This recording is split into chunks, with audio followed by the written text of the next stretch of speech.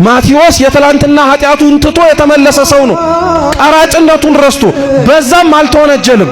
የትላንትና በደላቸውን ረስተው እግዚአብሔር እንዲያስተካክላቸው የመጡ ሰዎችን እግዚአብሔር ይቅር ሲላቸው እኛም ማንላቸው አንብስም?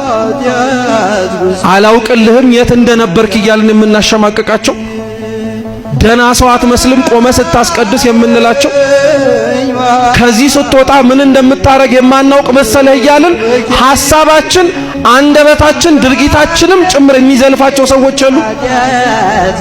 ማቴዎስ የትላንትና ቀራጭነቱን አይደለም ክርስቶስ ሲጠራው ያየው የነገ ሐዋርያ መሆኑን ነው።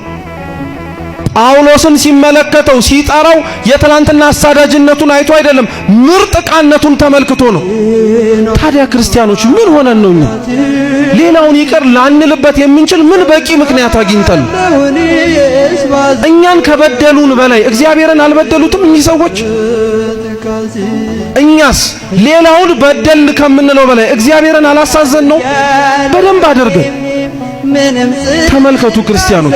ሌላውን ሰው ይቅር ላለማለት አክርረን የምናጠብቀው ገመድ እግዚአብሔር እኛን ይቅር እንዳይለን የምናስረው ገመድ ነው። ሌላውን ሰው ይቅር ለማለት የምንፈታው ገመድ እግዚአብሔር እኛን ይቅር እንዲለን የምንፈታውም ጭምር ነው።